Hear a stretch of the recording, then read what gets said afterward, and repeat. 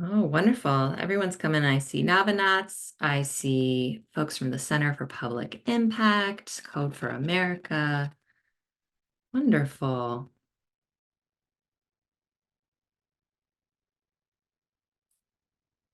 Lots of people and organizations doing good work. And I know we've met with a lot of you and are learning from you as well.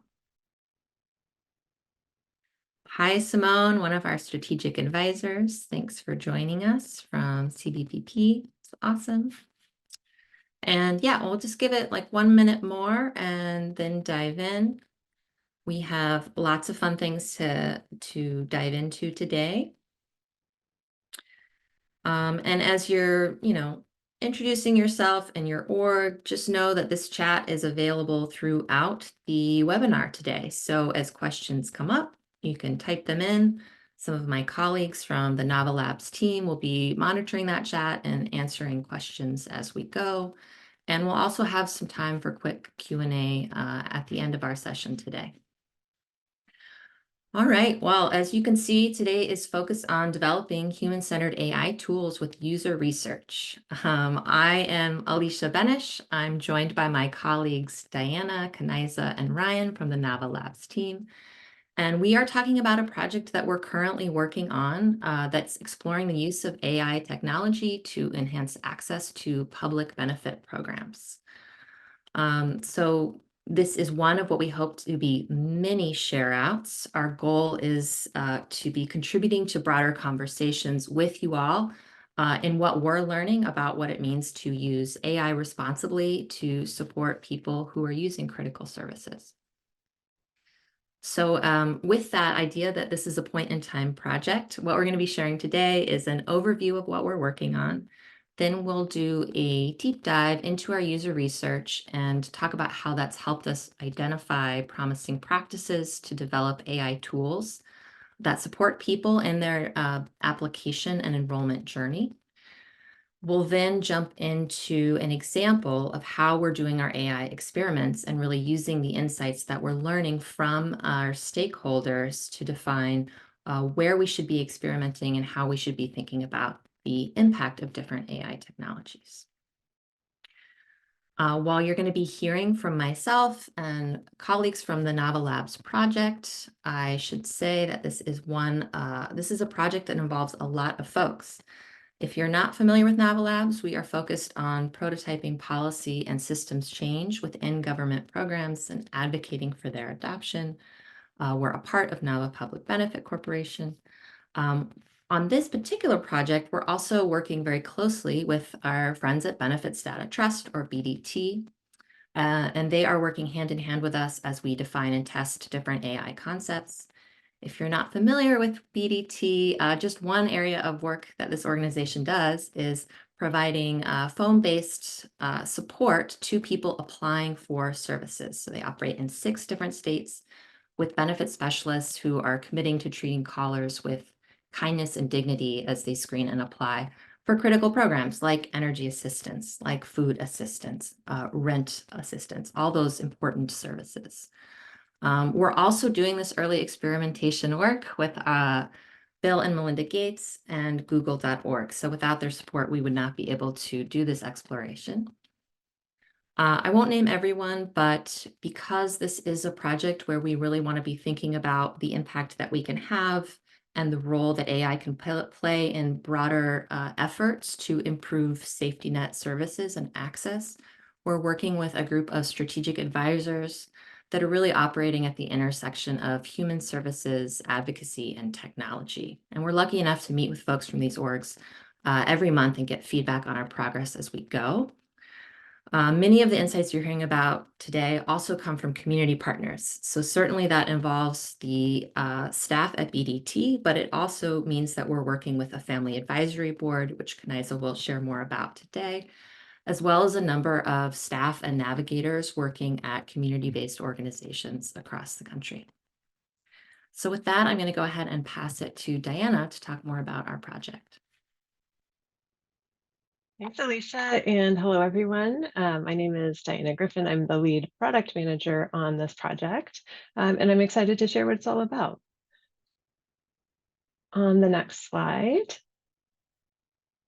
the scope of this project overall is to research, prototype, and test applications of both predictive and generative AI to support navigators who help families access early childhood benefits. And I do want to emphasize that word support, not replace. This effort is focused on solutions that augment navigators' workflows. It keeps a human in the loop rather than fully automating away certain tasks. When we talk about benefits navigators, we're talking about folks across many different organizations in many different roles with titles like caseworker, call center specialist, librarian, social worker. The common thread here is that these are all professionals who help people access benefits and resources when they need them. And the reason we're scoping our work to build tools for navigators, it's a guardrail for building responsibly, especially in these early phases of prototyping and testing. There definitely are very exciting opportunities for public-facing AI-powered tools to have an impact in this space, but there are real risks as well. We are mitigating some of those risks by putting our tool in the hands of navigators first. We can closely work with them, we can set appropriate expectations and create the supporting structures that make it safe to try new things and learn from what works as well as what doesn't at this stage. So that's why we're lucky to be partnering with BDT, with Benefits Data Trust. We're benefiting from their expertise and their mature call center operations so that we can test our prototype with their contact center outreach specialists. So our approach to shaping and building a prototype is rooted in user research. And you'll hear from my colleagues today about what we learned from navigators and beneficiaries that helped us identify opportunities where AI solutions could be impactful. We're experimenting across a handful of those opportunity areas, developing proofs of concept as a way to validate our initial hypotheses about each opportunity, as well as to inform our upcoming decision about which opportunity to refine further for prototyping and testing. And we're not doing any of this alone. We are collaborating at each step with our partners at BDT, with our Strategic Advisory Council, and our Family Advisory Board. All of this work kicked off late last year and really got rolling around the new year. We are researching and prototyping now with an eye to be testing our prototype with BDT's contact center specialists over the summer and the potential to shape up a more formal pilot period towards the end of the year. You'll notice that we have a later phase of the project explicitly dedicated to analysis and sharing out. And that's because this project is first and foremost a learning project. Our primary goal is to develop insights and capture learnings that we can share back to the field to benefit others working on AI solutions to improve safety net outcomes. To that end, we're learning by doing and exploring these types of questions through our experimentation and prototyping. Questions like, where can these types of tools have the greatest impact? What's possible within what's possible? What's responsible and ethical? And ultimately, how can we capture and apply our learnings broadly? So where are we now? Earlier this year, we did user research to identify opportunities that will streamline access to benefits across the enrollment journey. We're now building short experiments based on what we can test quickly in low fidelity formats using available data and tools. While we're building small scale proofs of concept, in parallel, we're also designing and testing concepts for what those solutions could be. And today we're going to focus on the design concepts and save the technical side for another demo day.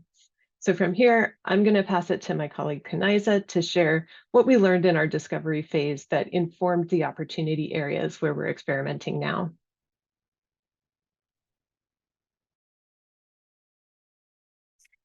Okay, thank you. Hi, I'm Kanaiza. I am a designer and researcher on this project, and I'm excited to share how we're approaching user research and how we're using those insights to identify opportunities for AI to support people in this benefits enrollment process.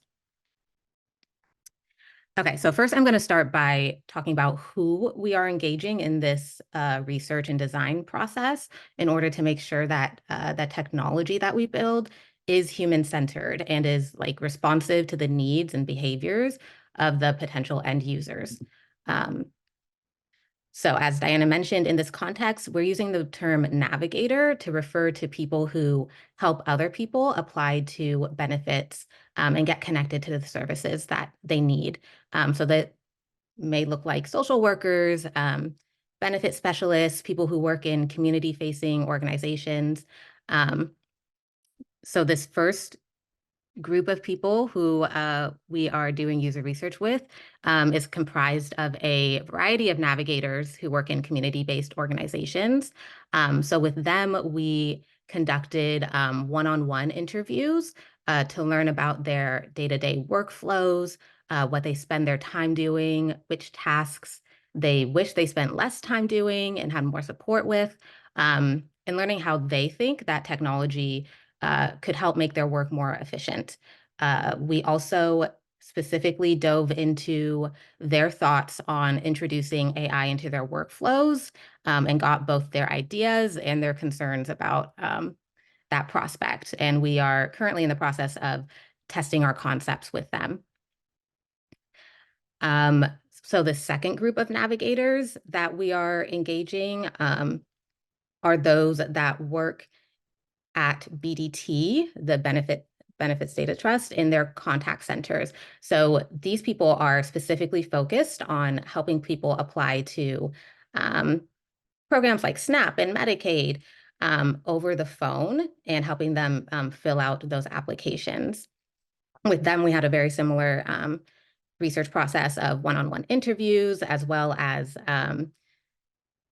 testing our design concepts with them, getting their feedback.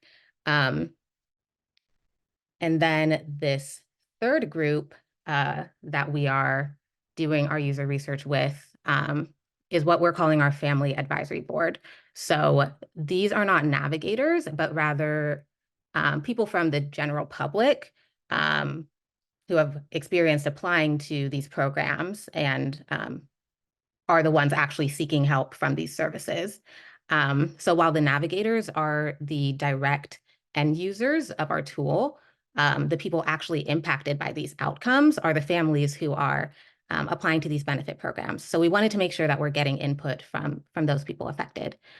So this is a diverse group of 12 people across the US, representing a wide range of race and ethnicity, backgrounds, different ages, variety of first languages, languages spoken at home, different comfort levels with technology. We wanted to make sure we're getting a broad perspective on our ideas. These people have also applied to a wide range of programs like housing assistance and SNAP, WIC, family medical leave, and more. So with them, we similarly conducted in-depth individual interviews to learn about the obstacles that they faced in the past when applying to programs and what they think would have helped them in those situations. And then again, hear how they think AI could be helpful or harmful along this journey.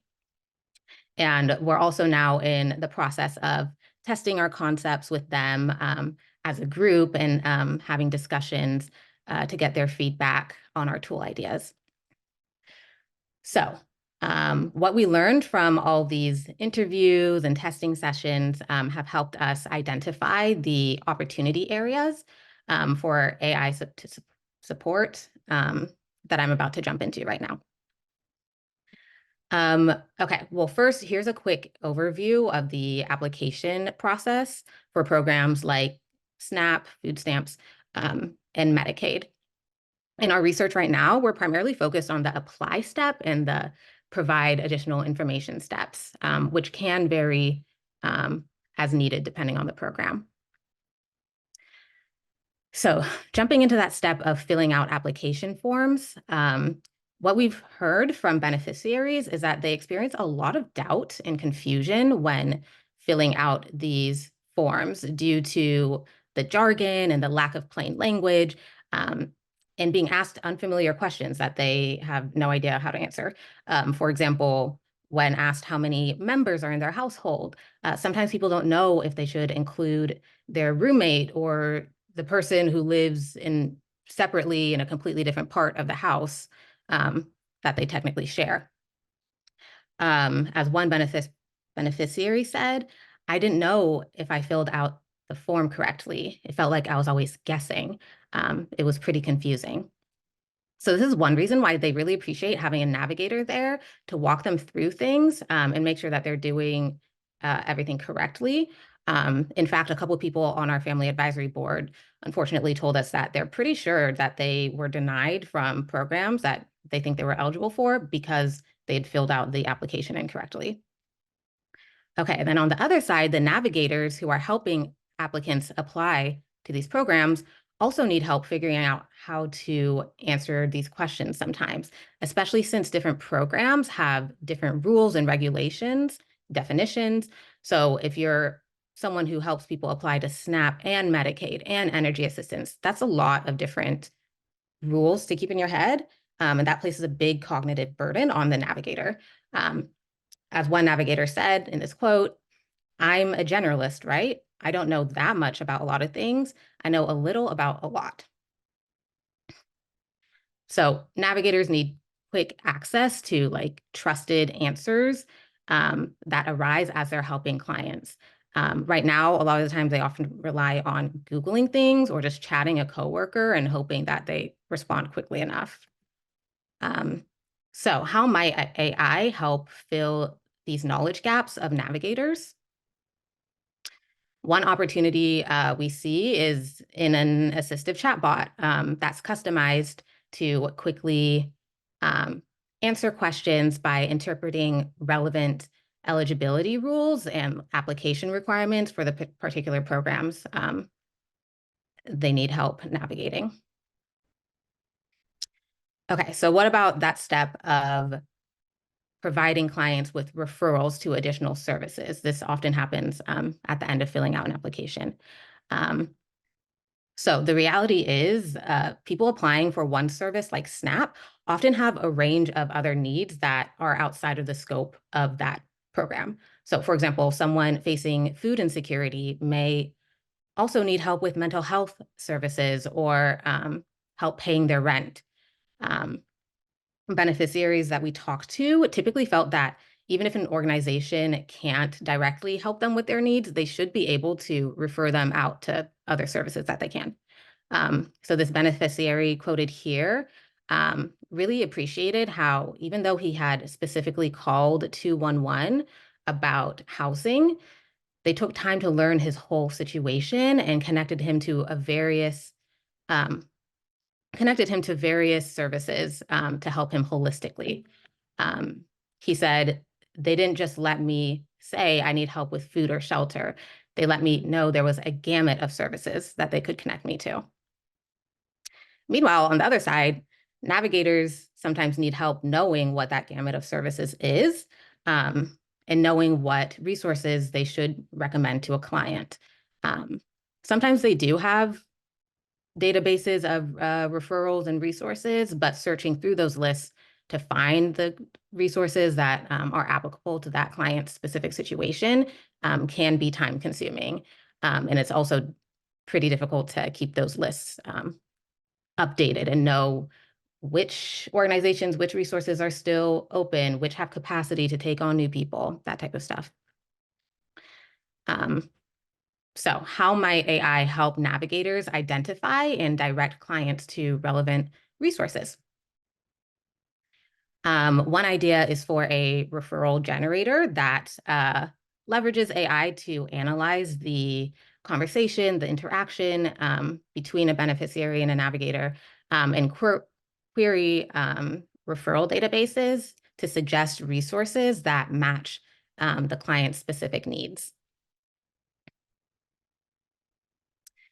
Okay, moving on. So we know that submitting an application form is actually only the beginning of the application journey. After that, applicants need clear and timely instructions for what steps they need to take next. And those steps often include like providing proof of your residency, providing documentation that proves your identity, stuff like that. When talking about getting connected to WIC services, one beneficiary said, you know, she just wants them to tell me, okay, these are the things that you need to do. Get your kid a lead level test, then bring it back to us. That was an example of something that she needed to do between appointments in order to continue her services. Sometimes these instructions come as notifications in the mail, which is easy to miss and can lead to like missed deadlines. Sometimes they're said quickly over the phone and the beneficiary like wishes they had written instructions that they can revisit later. Sometimes with the instructions that they have, again, there's the jargon and like lack of plain language, and they still don't understand really what they need to do. On the other side, navigators see the value in recapping action steps to the client, but they often lack the time between back-to-back calls to take notes and to send like follow-up emails or texts to clients with those instructions. Additionally, depending on the type of navigator you are, if you're like a social worker, a caseworker, they're often expected to take notes on every single interaction, which can be super time-consuming. So we're wondering how might AI help navigators provide guidance to their clients about their next steps. So one opportunity we see is in a tool that could generate call summaries, call notes, and personalized next steps to give to your client.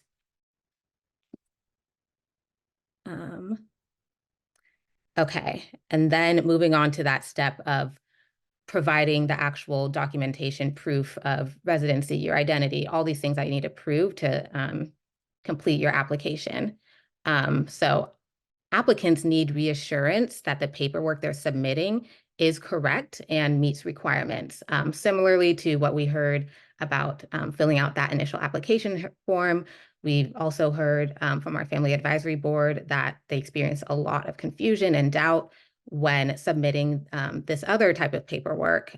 They don't know if what they're submitting is correct, what they're being asked to prove. For example, this beneficiary up here says, for my lease, some pages are just rules and regulations. I'm like, do I have to send that? Do they need a copy of that?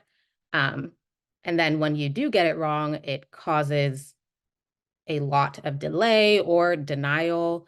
In the worst case scenario, another beneficiary said that you turn something in and then you're needing something else. It was a back and forth to the county. She had a particularly bad and long experience with constantly being asked to provide more documentation because what she had provided was apparently incomplete or the wrong type of documentation. So navigators sometimes are on the other end reviewing these documents before they're submitted because we know that doing things right the first time reduces time and administrative burden of going back and forth with the agency to provide those additional and corrected documentation. However, they also struggle to process everything. And for example, when someone is providing a 30-page lease to prove their residency, but they just need to pick out the information about the address, that can be a very hard task for them. One navigator said that sometimes a client sends a 30-page lease and you can't find the address listed. Having a computer that doesn't have human eyeballs pull out that information would be really helpful for them. Okay, so we're asking how might AI help navigators process documents and ensure that they meet requirements for the program they're helping a client apply to. So a couple opportunities we see here is in a tool that provides real-time document feedback. So what if it was as easy as just snapping a photo of your documentation, and then this AI tool flags errors and provides personalized guidance to the client on like what to correct before submission. Another use case is in data extraction. So using AI to just identify and pull out that information that they're looking for to save time for the navigator. Okay, so these are just a few of the opportunities that we've identified, and now I'm going to pass the mic to Ryan to dive deeper into one of these opportunities and share how we're experimenting and testing some of these concepts. Yes, thank you, Kaniza. And thank you everyone for joining. I'm very excited by the opportunity on this project to share what we're doing as we go and hopefully also learn from everyone who we're interacting with. So as Kaniza mentioned, there's many things across the entire benefit navigation journey where there are opportunities for new tools, new interactions, new communications. The list goes on. And we really have a perspective of trying to learn through making and sharing as much as we can, especially with these new technologies and knowing people have their different lived experiences in different organizational positions to learn from. So to do that, we're running feedback sessions with navigators, in this case, BDT benefit outreach specialists, to gather their reactions to some AI concepts. And like Kaniza said, we're going to be talking through one today. So as I just mentioned, there are probably dozens of different use cases that we could focus on. And for this project right now, we're grouping our main focus areas into 4 kind of tools, which could have many different uses within them. So we have one, which we'll be talking about today, the assistive chatbot. We have document processing and support, referrals to community resources and other government benefits, and then the interaction or call summary and next steps generation. So to say a little bit more about the assistive chatbot, the interesting thing about this project is that we can keep our definition a little bit loose and really build it with the people we're learning from and the feedback they give us and the ideas they share. But as of today, the definition we're using is that the assistive chatbot can search knowledge management systems and other trusted sources of information to do a set of different things like define terms, find program rules and concepts about eligibility, income, expenses, all of those different things. Bring that all together and summarize it into a recommendation or an answer to provide back to the navigator to potentially pass on to a client or beneficiary. The ability to translate to other languages, and then that scripting to actually put all of this together in a way that's easy for someone to understand. So before we tested out some tools and concepts, we wanted to get a little bit more specific about the context this tool might be operating within. So 2 main areas in that context, one of which is what do navigators do today to get those trusted answers? And the other is in the broader marketplace for contact centers, especially for this concept, what products are being sold and developed to meet this need, especially with that generative AI focus. So for the first bit of context, what do navigators do today? This varies, of course, depending on the state, the type of organization you're in, and the type of program you're supporting. But generally, navigators will have their own set of life experiences and past beneficiaries and families they've worked with to pull from that knowledge. And that's probably going to be the first place people go. But if they're really looking for that kind of authoritative answer from the state itself, they might use, hopefully the state's website might have a quick summary of a topic, but they might also end up into these eligibility policy manuals or a SNAP handbook. So we have 2 examples here from Michigan on the left, and that's a combined manual with all of the eligibility rules for 6 or 7 roughly programs, and it runs to about 1,200 pages. And even for one program, we see the SNAP handbook from Maryland on the side here. And it's a pretty dense piece of documentation on its own. And you see each of these chapters has their own Word document that you would have to go through to find, that source of truth from the state itself. And so when we look at this from the BDT context, they are working with beneficiaries or clients on the phone. And for instance, if I were to pause right now and take 3 minutes to look up an answer while everyone is just waiting for me to find that, it's an interaction that you don't want to put people on hold. You want to have that knowledge accessible as quickly as you can. And to do that, BDT has a really well built out source, 2 sources of information, main sources of information. There are more. The first one is a knowledge management system called Guru. Shout out to Rebecca and probably others on this call from BDT who help manage systems like this. And this is a set of information. A lot of it is in question and answer format about different topics for different programs. So here we have an example of some household questions for a SNAP application. So who might need to be included on the application and how. And it's really well curated. It's kept up to date.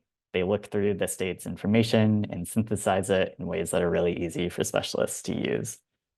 In addition to Guru, they also have a Slack channel where they can get support from other staff at BDT while they're on a call to actually help get an answer to a question that's coming up in a pretty quick turnaround. So BDT has these two kind of tools that we're building on when we're looking at this assistive chatbot concept. And looking again, just generally to the marketplace for contact center tools, if you look up pretty much any of these vendors' websites right now, there's probably going to be a banner advertising some generative AI. A lot of them are calling them co-pilots or assistants, different names like that, to surface standard operating procedures, create suggested responses. Of course, a lot of these are chatbots that operate independently, but we're looking more at this idea of the co-pilot. So learning how are they positioning these tools, what features are they including, what are they not including on their marketing? Things like reliability or accuracy are usually not the first thing in their marketing materials. So yeah, just getting that starting point from the tools being marketed and then the BDT and other navigation context. So bringing that all together, we wanted to get ideas in front of specialists. So we built some prototypes and mockups to gather feedback. And in the spirit of demo day, everything I'm sharing here is very early days and will continue to evolve by the day. So to do these sessions, we just have very quick 30-minute sessions with one specialist at a time. And in those sessions, we are getting their overall reaction to a concept. And then because we're working with these new AI tools and the method of interacting with them is different and the generation of answers can be so variable, we wanted to actually have them try interacting with some prototypes as well. So we did that too. So to go through some of the materials we have, you probably won't be able to read the details here, but generally just a quick kind of illustration of an idea. And this is a sort of chatbot interface where an agent or a specialist could look up rules and do all of those things I mentioned and pull references to the knowledge management system. And we have in the middle here an example of make me some bullet points of scripting so I can explain this to a client. And again, just showing these to get the idea across to people. It's not meant to explore every possible detail. The next set of information we had in these sessions was a set of scenarios and vetted answers from some partners at BDT to help us use alongside these prototypes to, in this case, we were using SNAP household rules. So we had some scenarios of people, fake sample people like Gloria and Marcus. And we gave some general prompts for the specialist. You're trying to figure out who should be included in the household. And then we had that trusted answer on hand so we could kind of compare and contrast. Also, a lot of the specialists kind of just knew the answer already, which was a good finding to know. So next, we combined those scenarios with this custom GPT prototype. And this is really nothing too in-depth. I made it myself, and I'm not incredibly technical. You just need I think it's called GPT Plus subscription. And then you can create your own GPT with some custom instructions. And in this case, some PDFs of the knowledge management content. And then you can start interacting with it and have people trying it out and see how it behaves in ways that are useful and maybe unexpected and maybe just wrong sometimes. So we have a demo here. It's going to go by pretty quick, so I'm going to talk through it as it goes. And this kind of just illustrates how the sessions went. So I'd ask them, given this information, what would you type into this prompt? So we have here a client who lives with their grandson. Does the grandson need to be included? So do specialists, immediately know what they're going to type into this chat, or does it take them a minute? Or does it really just present a stopping place for a lot of people? So we put in the question, it's going to think and look through the PDFs. And in this case, it gives the correct answer, which is no. And it also gives a citation from the knowledge management content. And here you might already notice it's missing the actual reference. And there's a screenshot on the next page where we have, again, this answer and citation. So you're getting feedback from specialists about, is this the right level of detail? Would you want to look at the actual guru page? Just generally, how are people reacting to this from their input as well as the output of the system from this very rough prototype that we put together. The next step is that another interesting set of use cases with this tool is that once you have some output, you can do lots of other things with that. So getting specialists to think about what they might use it for or not. In this case, again, I'm going to do that. Give me a few bullet points of scripting to explain this to a client. So it's going to do it. In this case, I would say it's actually being a bit too wordy. There's a lot of tweaks I would probably make to this to make it better. But in general, it's kind of simplifying all these rules, going step by step and saying, here's how you could explain this to the client while you're on the phone. So potentially pretty useful, right? When you're on the phone, you don't want to wait or have to mentally think about how you're going to explain some really complicated rule to someone. And that was generally what we were hearing from specialists. Some of them had different levels of interest in this idea of scripting. Some of them really just wanted the answer. And then, talked about other things they might do with it, like just defining terms or potentially translating to other languages. So yeah, lots of other examples. That was just kind of one very quick walkthrough of one scenario. But it was as a designer, it was really interesting to do a session where people were actually poking around with this tool and sending me prompts and seeing what it would generate, as opposed to, just a screenshot of what a tool might look like. So we're learning lots of things. Like I said, it's changing by the day. But some of the main kind of functions that I'm now anchoring myself on for a tool like this are these 3 steps, and they each have their own potential value, either alone or in combination.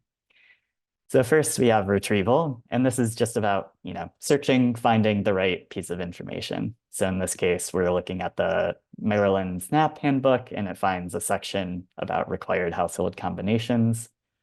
That then flows into, hopefully, generating an answer or a summary or a recommendation. So something like, since this child is under 21, they must be included in the SNAP household. And then, like I've been saying, once you have that answer, you can do different things with it. So translate to other languages. We showed some examples of Spanish while we were on sessions with bilingual specialists. You can get it to use plain language. You could even specify a reading level if you wanted. And it generally does a pretty good job at doing that. And you could also have it kind of translate everything you just said and put it into an email or text message that you could edit and then potentially send along to the person you're working with. So building on that idea of value, people had a generally immediately positive reaction. It's a very cool concept when you're first thinking about the potential here. So adapting to user preferences. So like I said, some people might only want the answer, and that's all they're ever going to use a tool like this for. Some people might really primarily use it for generating scripting or translating or any of these other formatting tasks you might ask it to do, and it can handle both potentially. Finding things can be faster when you're just typing things or searching in a way that is your natural language, as opposed to trying to get the keyword that matches what the search is looking for. The ability to get to the point without needing to open a citation, especially if you're using one of those more dense documents like a policy handbook. And then overall, our operating hypothesis is that this is going to be especially potentially useful for new navigators who don't have 3 years of experience working with clients. And that could be potentially multiplied for any navigator who is navigating many programs at once. So every program you add is going to add to the knowledge burden that you have to keep in your head and know how they interact and just know all the terms, everything that comes with every program. So a quick quote from a specialist is just nice to have that guidance on a call and being able to share it in the moment while you're talking with someone.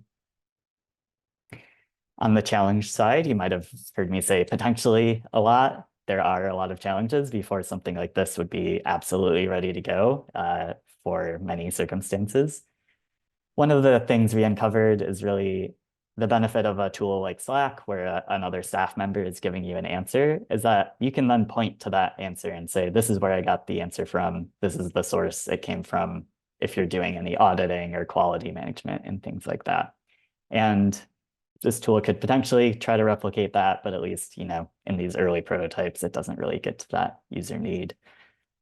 One bad answer will really damage trust and might cause people to just never try it again, especially if you're dealing with a very sensitive scenario and something goes off the rails. And I should say bad is defined by each individual. We all have our own willingness to yeah, that is generally right. I'm just going to tweak it before I tell the beneficiary versus I need it to be word for word perfect for me to trust this thing at all. Tool fatigue. So generally, this is something we heard from every navigator in every context of people have a lot of tools that they're being asked to use in their day-to-day work. And generally, the idea of adding one in doesn't get people thrilled, especially if it doesn't feel well integrated with what they already use. Interacting with the chat box can be pretty natural to some people in some contexts. It can also be rather challenging if you're on a call with someone trying to talk to them in the moment and also type a question on the side and think about how to phrase that. And building on the idea of new navigators, so they might get the most potential value from this, but they're also the ones who are least able to kind of have that mental signal of, wow, this answer seems a little weird. I'm going to double check it before I say anything, because they don't have those years of experience. So here on the side, we have a quote talking about asking a supervisor, putting it in Slack, so that they can say, I've checked this with my supervisor to make the beneficiary feel like they're being heard. And the reason this is on the challenge slide is that if you say the same thing about an AI tool, you really don't have that ability to make people feel heard if you say, I checked this with my AI tool, at least if you say it that way. All right, so bringing this all together, thinking about what's next. And there are many, many things that could be coming next. And here's just a quick overview of some of the things we're thinking about today.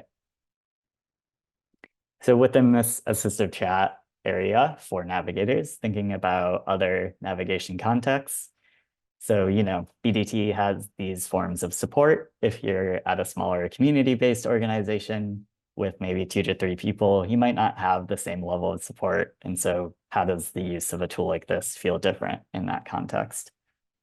Multiple benefit programs. So we have an example here on the right of one of our parent advisors, family advisors, who, all of them, I believe, had interacted with at least 2, if not, 3 to 4 to 5 to 6 programs. And so how do you avoid, having a separate chatbot or a separate website, separate pieces of information for every program? And yeah, the ability to bring all that together is huge potential value, also more complexity. Translation to other languages seems promising, but we really haven't done any deep exploration of that other than, again, showing a few responses to bilingual specialists and getting their reaction. And as a designer, it's really exciting to be working with this kind of new method of interacting with information. And so the default is sort of that ChatGPT interaction where you type something in, it thinks for a bit, and then it gives you a response. And all of the text is pretty much at the same level of hierarchy in the same format, unless you get it to generate code or something like that. So there's a lot of other options that could potentially help make interacting with a tool like this easier. Sometimes chat is great. Sometimes clicking a button is a lot easier than typing a sentence. So exploring that further with all of our concepts will continue to happen. All right. On that note, for the other concepts, I wish I could talk more about these, but we only have an hour today, so we focused on one. But we are doing sessions similar to what I just talked about for 2 other concepts. So we have document processing, about looking at provided evidence for pay, income, residency, etc., and seeing what AI might be able to support people with, from summarizing to pulling key information, anything that might help move that process along. The other one is call summary and next steps. In this case, it's framed as a call summary. You could also think of this as sort of case note generation for other contexts. And in this case, we're feeding it some sample client calls that we acted out with some partners at BDT. Thank you for your acting skills. And we would have it generate a summary with different pieces of information. And so we're getting feedback about what's the right level of detail, what's the right category, do the categories change depending on the type of call? Lots of interesting areas to explore here. Also, the potential for a summary to internal navigators versus a summary that might eventually get passed along to a beneficiary. So lots more to come on those, but just a little hint at what's to come. And alongside everything I've talked about today, I have the pleasure of working with some very great engineering peers who are doing their own tracks of work with all of these concepts. So thinking about things like, how do you optimize a prompt to get the most reliable, accurate answers? How do you make sure you're finding the most relevant piece of information in Guru or in that handbook or in a document, any piece of information you're using? And then thinking about how do you evaluate response accuracy in maybe a more systematic way, other than going answer by answer and seeing, is this right or not? And so you have a screenshot on the side here of one early exploration they've been doing around evaluating the reliability. So more to come on that. Again, just a hint at some other things we're doing. And then just to kind of wrap things up of some themes I've been learning myself about for all of these concepts, for all of our work, especially in this context of benefit navigation and government programs, is that because they're based on probabilities, it's very hard for any of them to ever get 100% accuracy. So what does that mean in our context? Does that mean generative AI can't be used anywhere because that's fundamentally not okay? Or are there places where actually that is okay to have a little bit of variability, a little bit of variance answer to answer, especially if you think about things like human in the loop. So someone is actually going through and verifying and editing anything before it moves forward. And then additionally, thinking about what the current system is. I don't think there are many systems today that are 100% accurate. That doesn't mean it's okay for generative AI to take them all over at all. But what is the baseline you're measuring against? And how do you know if one of these tools is doing better or worse? And on that note, one kind of illustration of this is something we've been talking about as a team this week. So very fresh insight. On this topic of what requests are we comfortable making of AI, something that is very reasoning based, a lot of steps of logic, might be less comfortable to make an AI do on its own. So something like determine if a student is likely eligible for a benefit is not only requiring a lot of reasoning, it's also pretty high stakes, right? You might be telling someone to apply or not apply for a benefit. On the flip side, something that might be a little bit more comfortable, at least initially, is the idea of retrieval and summarization. So instead of determine if a student is eligible, help me find and summarize the rules based on this scenario. So thinking about that different way of framing and how that might be better suited to the environment we're working in. And yeah, so that's where we're at today. We have a lot more to share, so I'm going to pass it off to Alicia to wrap up. Yeah, and I love seeing the questions come in. We'll have a bit of time, but before we do, I know that Ryan teased a little bit of what's kind of next on our project. Diana shared that this is very much a learning project, and that means we're not just trying to learn, we want to contribute to these broader conversations because we know so many people are looking at AI and thinking about how to use it responsibly. So just a little bit of a teaser for you. We hope to do more of these demo days. This one was really focused on our user research and our approach to that. But we'd also like to do a find out of what it actually looks like from the technical lens to do these experiments. How do you test for them? How do you report out on your findings, account for different variables, etc. So look out for that. We're also in that kind of prototyping phase. So when we're really in the kind of research and testing phase. So when we go into like a real prototype and start testing these more in depth, we're hoping to share what we've learned about what it looks like to take the results of that prototype testing and think about how it will apply to the real world. So that's with our partners at BDT in the call center, but also thinking more broadly about those other navigators we're working with, the folks out in the community, social workers, librarians, etc. So trying to think about how we can generalize some of our test results to be thinking about broader applications. And finally, I'm seeing some questions in the chat about, how do you address implicit bias? How do you address accuracy? Those are all things that we're working through. So as we evaluate our early experiments and our eventual prototype, we're looking at what is that baseline criteria that's acceptable for our tool, and how can that help other folks who are developing tools? What are those parameters that we need to set? I'll share out in the chat. We do have some additional resources related to the content we talked about today. There's an article that was released by Tech Policy Press that goes into this a little bit more. And we'll also be releasing a case study next week that's a slightly deeper dive into many of the concepts we talked about today.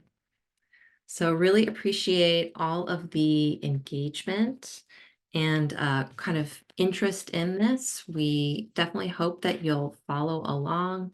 How to do that? Well, you can actually contact me directly if you have questions or comments, or go to our website at Nava and subscribe to our newsletter. We'll be posting that there. But with that, I want to call out some of the questions. And again, I would encourage you to add anything to the chat. We'll just take this last couple minutes to call out a few of those. And I know there was one I saw related to some of what we were talking about today. What does it look like to navigate the conversation around we want to support navigator workflows, not replace them? Like how are we navigating those power dynamics? And I wonder if I can pass it to our Ryan or Kniza, who've been really leading those conversations. I know that you've navigated that directly. Yeah, I'm happy to answer that. So we're definitely making sure that, each of the AI tools that we're exploring is actually grounded in what we've heard these navigators need and what they want, what they think would be helpful and useful to their day-to-day workflows.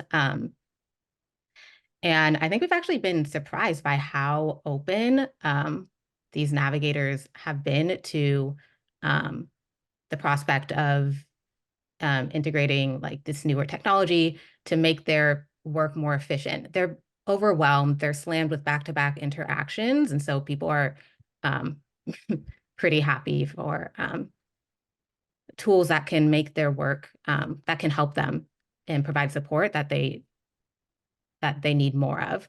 And definitely one principle that we think about is like leveraging AI to do the things that AI is good at in order to free up more time and capacity for navigators to do the things that they're good at and what they're specialized to do, and what they enjoy. So that includes, solving the complex problems,